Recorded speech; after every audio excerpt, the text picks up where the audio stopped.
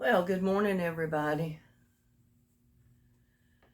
Oh, I'm down with my lower back this morning, so I'm not going to be doing anything in the garden. My back's not going to let me.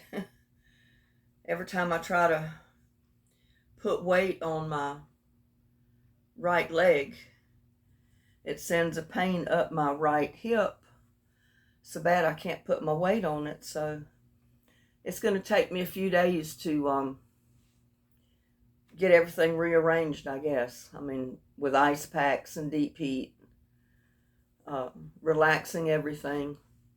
I'm sure it'll be okay, but for today I'm just kind of like out of it. So what I was going to do is just get on here and talk a little bit about your garden and everything else and have my cup of coffee. Y'all get you a cup of coffee.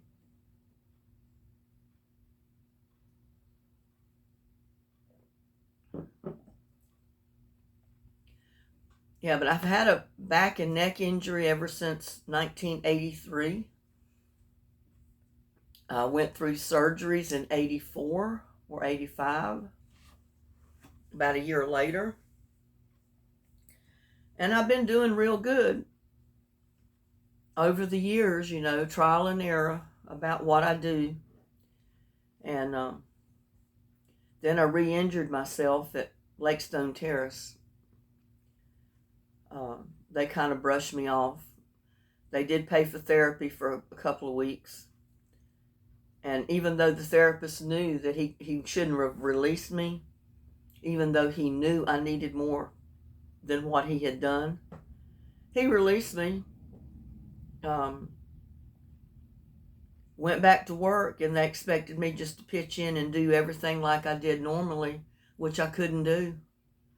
They acted like the injury wasn't there. They ended up letting me go because, I know I couldn't do the work. And I felt like it was hopeless to try to bring a lawsuit against them or anything else, which, they owed me for that injury on top of everything else. But sometimes it doesn't work out fair, does it? I mean, some things just don't work out the way they're supposed to. So I've been dealing with this problem ever since I worked there, which is about 2 years ago. But this time my lower back is kind of out a little bit, to the point to where if I try to straighten up, it hurts. If I put weight down on my right leg, it hurts. So it just needs to get moved over a little bit, and it will in time, I'm sure, after using ice packs and deep heat and resting the muscles. I kind of overdid it in the yard the other day with my little trimmer. I went back there behind the shed and trimmed up a bunch of those oak limbs with that trimmer. So I was busy in the yard with everything probably about 2 hours, which I just way overdid it for me, with my injuries. So now I'm dealing with it. But we will get back to doing regular videos. Right now, it's just impossible. It's going to take a day or so to get my back situated, get it straightened out. I mean, I was fine yesterday. I was up, I vacuumed, I cleaned up the house. I did what I did out in the yard, but like I said, I overdid it. I did too much. And it's paying, it's telling on me that today. Because when I got out of bed, I could barely straighten up. I mean, I can't straighten up. It hurts too bad. So I've just got to deal with it. Do what I know I need to do to get it straightened out. And then I should be okay. It's the pits to have a spinal injury. Because you never know from one day to the other what part of your body it's going to affect. So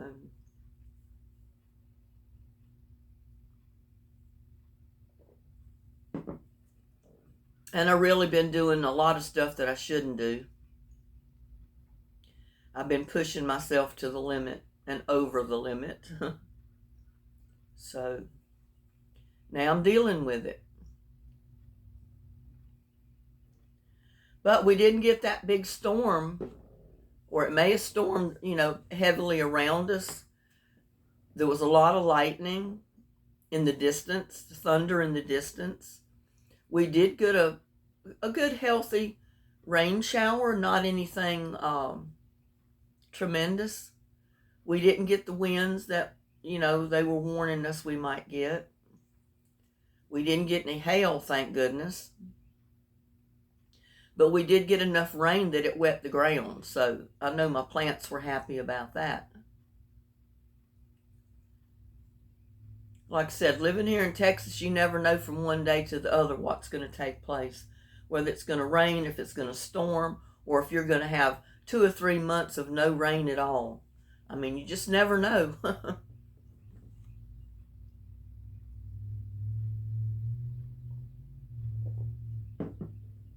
That coffee is sure good this morning.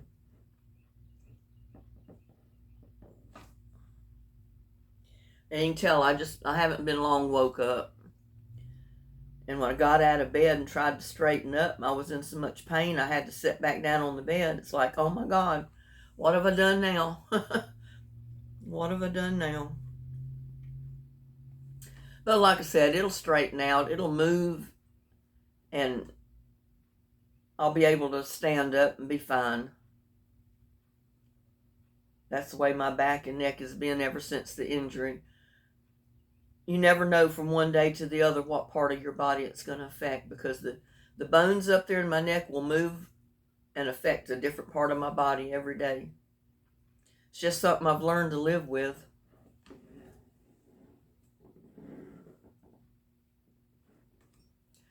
But I'm anxious to see if my little patty pan squash and my spaghetti squash come up and do anything.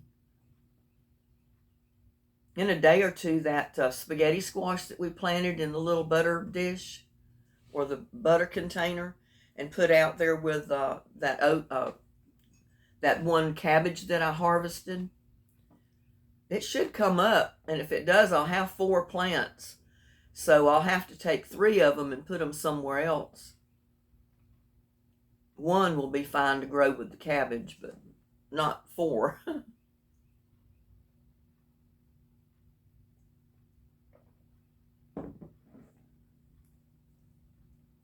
Like I said, at least I got my floor done. I got my house vacuumed. I got the floor mopped up a little bit. I got some things straightened up. So I don't feel so guilty about just sitting down, taking it easy today. I know better than to do some things. And like I say, I push myself. I go ahead and do it anyway. And then I have to pay the consequences. So this will pass. It'll just take a few days. And then we'll be back to our regular videos. And I may even go live. I don't know.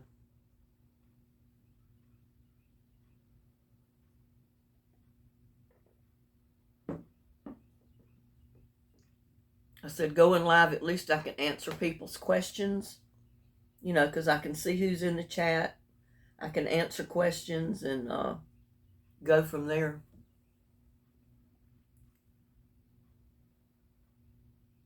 I was going to go fishing yesterday afternoon or evening, but that's when that storm came up. And we had severe storm warnings right up till 9 p.m. last night. So I decided to call off the fishing trip. Put that off for another day.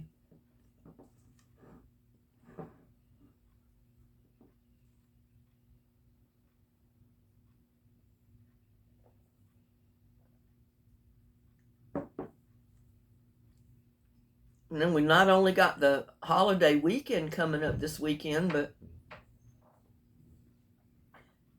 it's my son's birthday. My son's birthday is the 29th. My oldest brother's birthday is the 27th. And I got a birthday card in the mail to him with a small gift. I haven't gotten my son's yet. I don't know. You know, he's got to the point where he makes such good money. He buys basically whatever he wants or needs.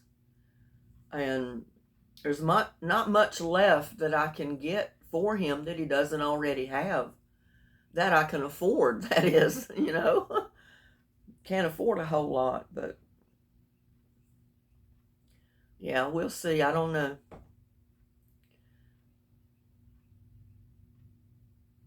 Hopefully my back and neck will be a lot better by this coming week, and you know, I'll be able to get over there. I usually go see him on his birthday or that weekend. Sometimes I bake him a cake, sometimes I take something else.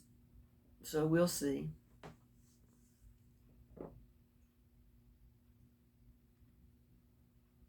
Yeah, my patty pan squash, I planted some last year, but like I said, it was so hot, the plant didn't survive.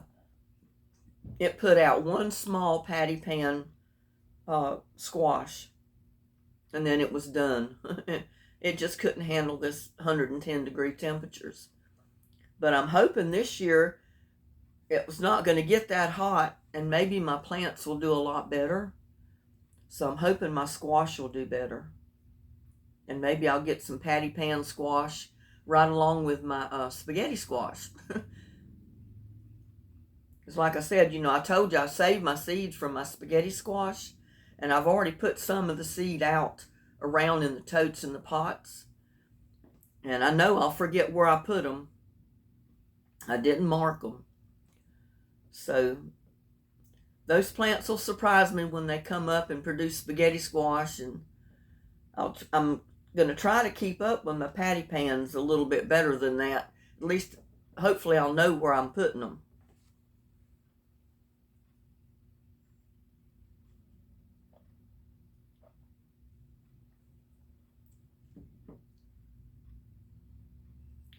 But yeah, I got all my stuff, or the majority, about 99% of my plants watered with compost tea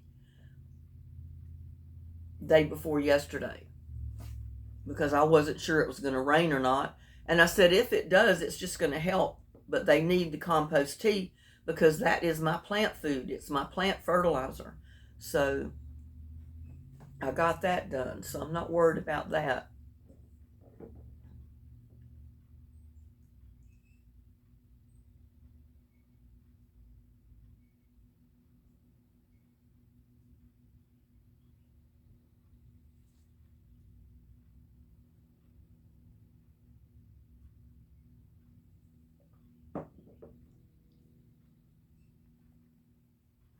I remember years ago when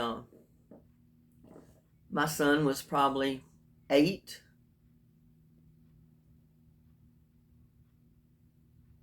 Maybe 8 years old.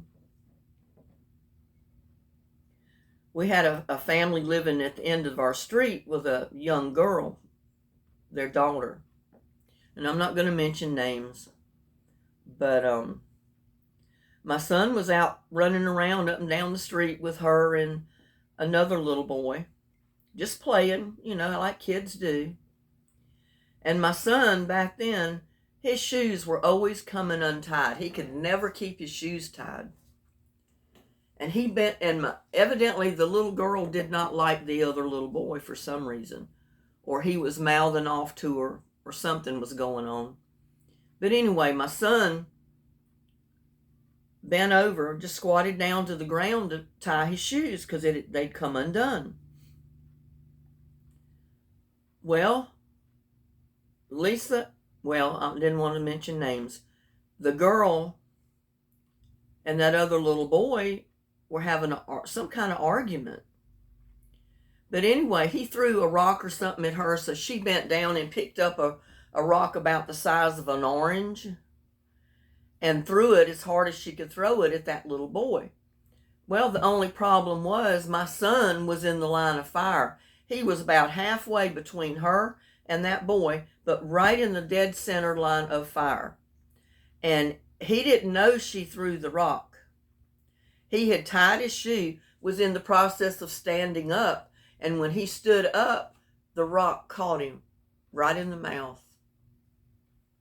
And it hit him so hard, somehow it split his tongue. His tongue was like this. And blood, oh my God, blood was everywhere. My husband was not at home at the time. That was a long time before our divorce. And I got him to the house. I just wrapped his whole mouth up with a big bath towel and got him in the car. And I was going to try to go down the road where I thought my husband was, who's my ex now. We couldn't find him. So I said, well, I can't keep doing this. So I turned around, come back, called one of his hunting friends, because he was hunting that day. And I said, if you know where Ben is hunting, can you please go find him? I said, Chad is hurt, and I'm going to the emergency room. And I hung up. I left. I got my son in the car, my daughter. We went to the emergency room. They admitted him. They started treatment. Finally, my husband showed up. Like I said, who is my ex now. And they were just going to leave him. They weren't going to stitch his tongue back together or anything. And that would have left his tongue deformed. Therefore, it would have, it would have affected his speech and everything else. So I told my husband, I said, no, we're not going to do that. We're taking him somewhere else. So we left that hospital, even though they had admitted him and they weren't going to do nothing. I said, well, he needs attention. He can't just be left like that. So we left that hospital and drove to Fort Worth. Got into the emergency room up there at the hospital. They admitted him. They gave him antibiotics. They gave him painkillers. And then they stitched his tongue together so it would heal properly and it would not affect his speech. So I've always told people, you got to look out for yourself. You can't take people's word for everything. And you can't be told, well, this is the way it's going to be and this is what should happen. Not if you know better. I mean, if you know better, you know different things can happen and you don't like the outcome of what they're telling you, and you know that outcome could be different if you had a different doctor or different treatment, then go for it. Don't take their word for it. You don't have to. And I thank God that I insisted that my husband take my son to Fort Worth and get proper treatment for his tongue, because I didn't want it to affect his appearance, his speech, and everything else.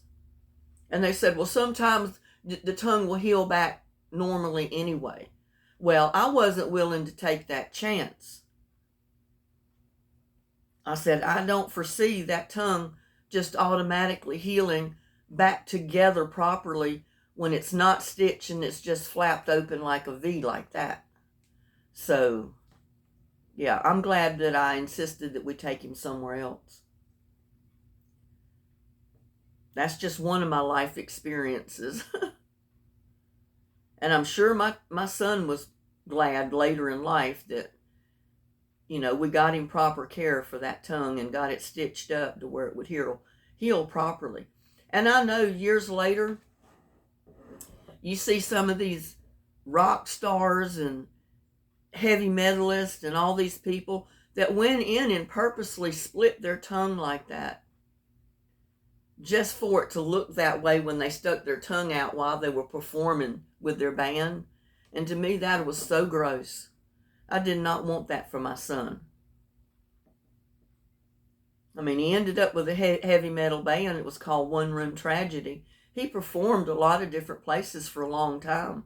But, he had a family.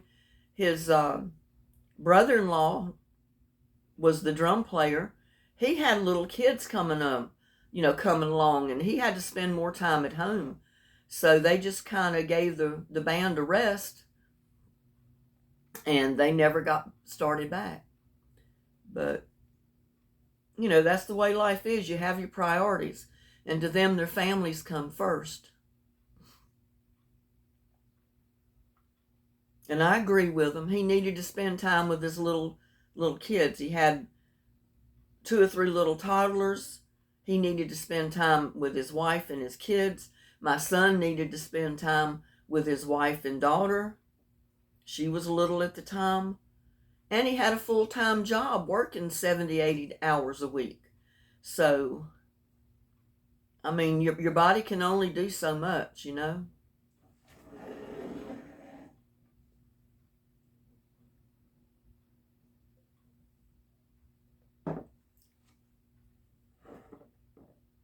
I have one enlightening story. It's a funny story that I'll remember as long as I live.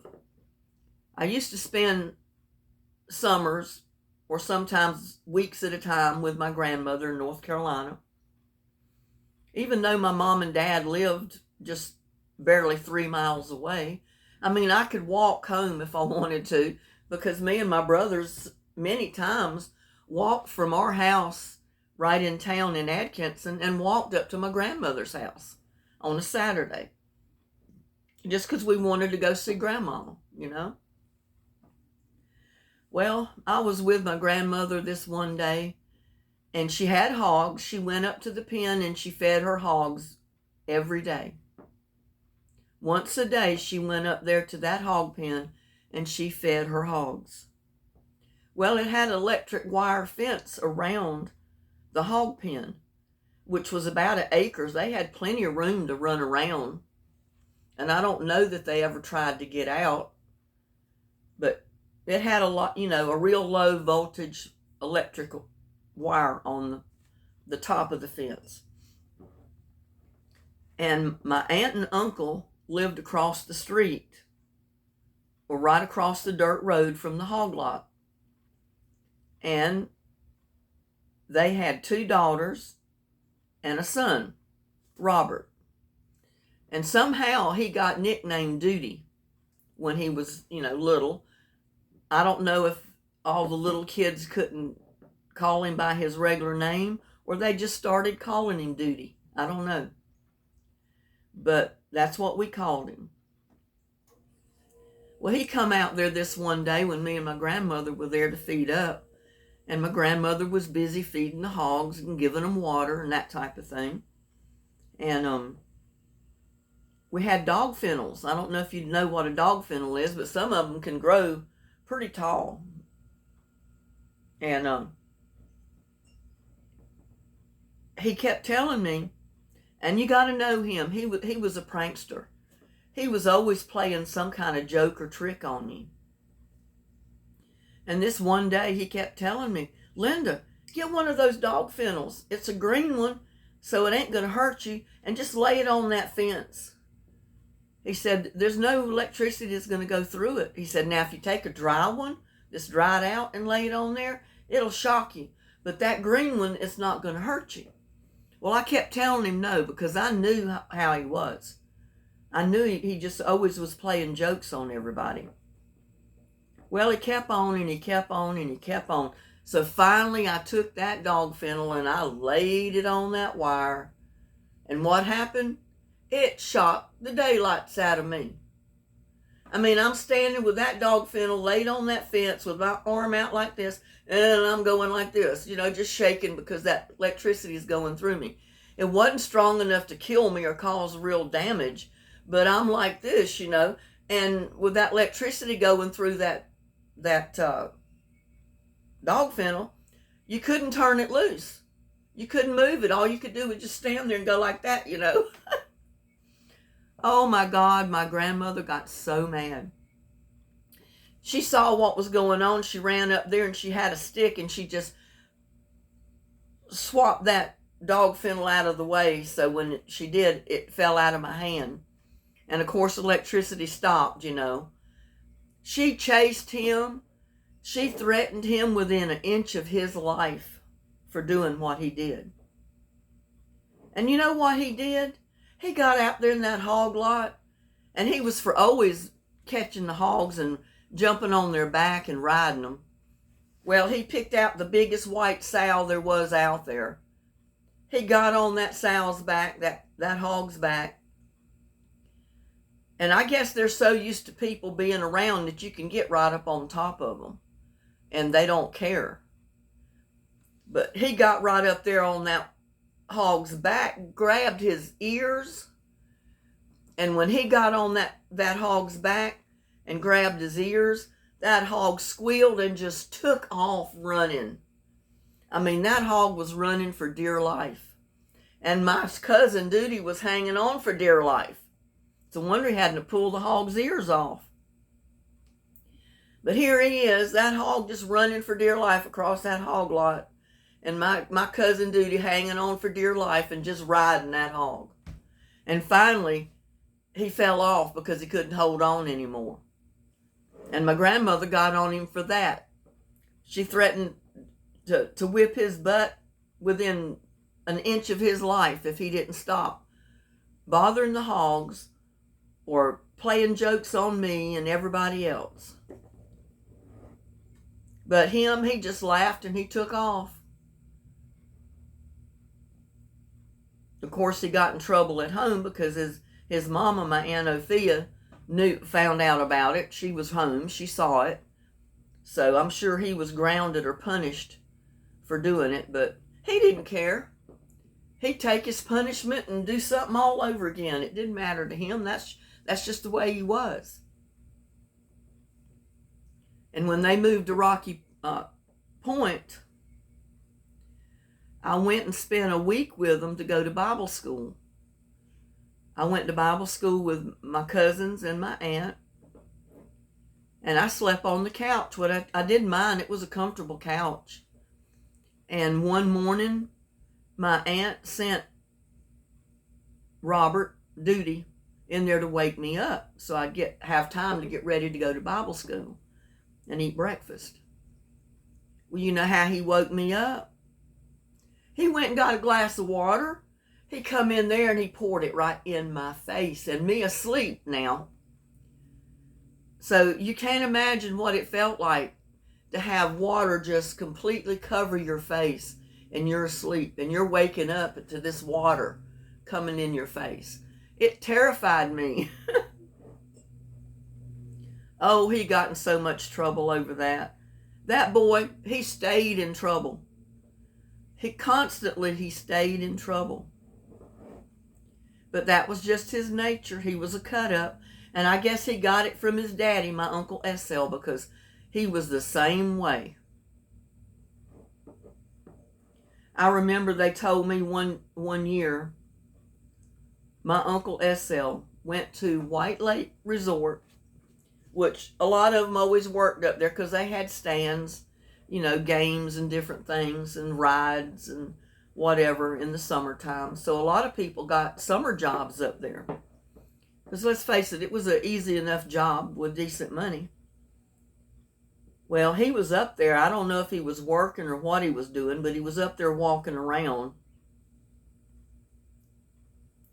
And he went and got a package of condoms. I don't know if I'm allowed to say that on videos or not. It's not a bad word. But he blew those things up like balloons. And he tied them to sticks. Sticks about that long, like putting a balloon on a stick for a kid to hold. And he had a handful of the sticks with the balloons tied, or those things tied on the end of them. And these were those French type of things that they were red and they had funny things on them, and it was unreal. And my parents and my grandmother said he was up there handing them out to those kids that were walking around that their parents weren't with them. And it was the funniest sight. You look down the beach strand and hear these little kids, what they thought were balloons. They were holding these things on these sticks, walking around.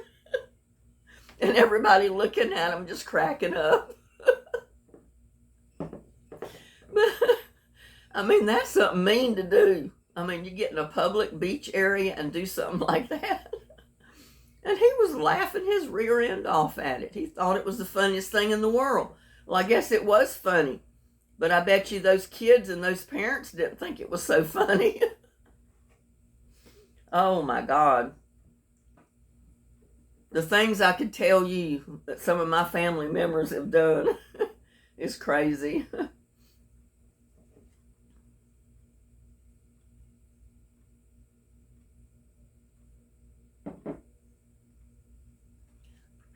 Yeah, I can imagine that you can think back and there's all kind of funny episodes and different things that have taken place in your family throughout your lifetime. There's been a few in mine, I'll tell you. But when I found out that he did that when I was growing up, I mean, I think I was a teenager before I ever heard about it. And I knew what those things were, you know. At that point, I did. I knew about the birds and the bees. And I could just visualize him up there handing these things out to these kids, and then these kids walking around holding their balloon sticks, you know. Oh my God.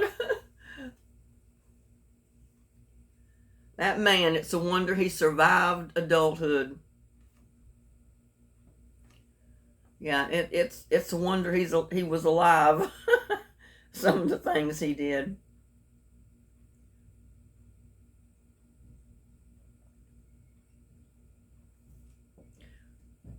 Well, I didn't want to stay on here and keep you all day. I don't know how long we've been on here. I mean, look, if I can get up and move. Half hour.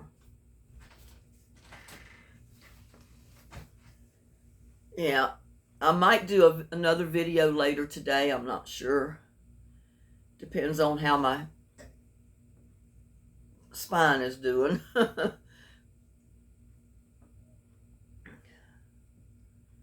There's a few more things I want to get done, and I want to make a video of it, but it's not going to happen right now.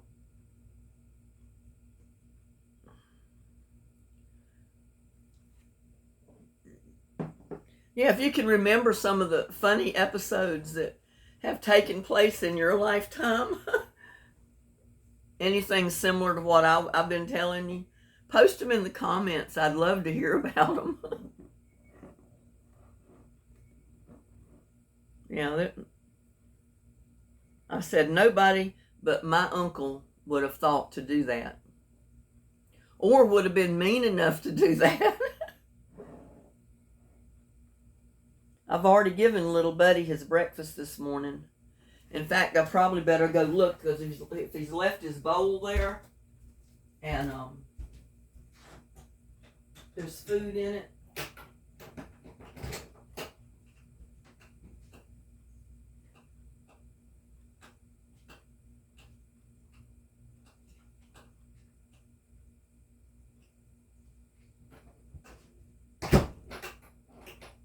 The ants get in it. I mean, just that quick, the ants will get in it. So I bring the bowl in. I don't leave the food sitting out there. Oh, I can't straighten up. My brother kind of went through this with his back at one point.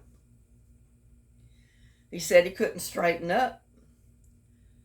He said he could if he forced himself to, but he said his back hurt so bad and caused pains in his hips so bad that he couldn't straighten up. So he had to kind of bend over and walk everywhere he went because he couldn't straighten up. Well, finally, after they got moved to Tennessee, he found a good surgeon and they did surgery on him. So he's fine now. He's straightening up. And I thought about him when I first got out of bed this morning and found out I couldn't straighten up because it hurt so bad. I said, well, I can understand where it was coming from, because that's kind of the situation I'm in right now.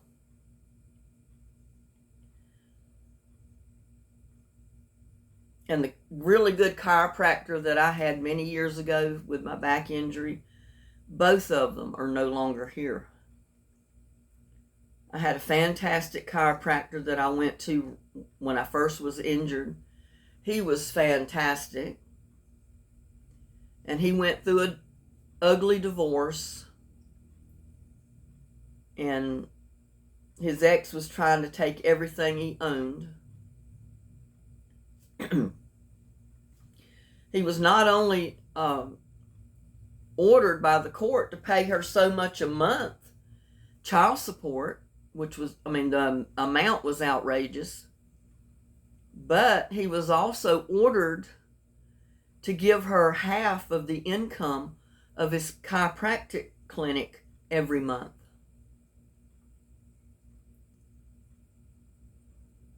And that was not after expenses. He had to give her half of what that clinic brought in before he paid his expenses.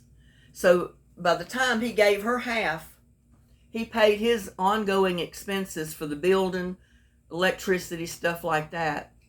He said, I was working just to pay her. So he closed his practice down. He said, I can't do this. He said, I can't pay my bills and pay her that much money. So he left, and later I heard he had a heart attack. And he was a young man. He was only in his mid-40s. But I guess, stress and all this kind of stuff will get to you. And then he had an older chiropractor that took over a lot of his patients that I went to for a long time. But then finally he just closed his chiropractic care down and retired. He was just too old to do it anymore. So that left me with no chiropractor to go to. So I started treating myself.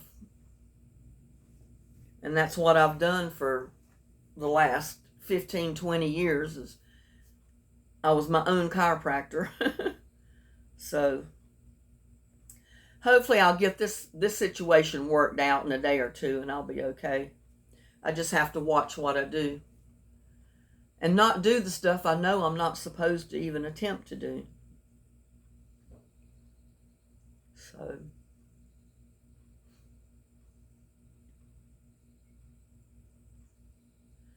well, yeah, I just wanted to get on here, give you that bit of information, let you know what's going on, and why I'm not posting my regular video.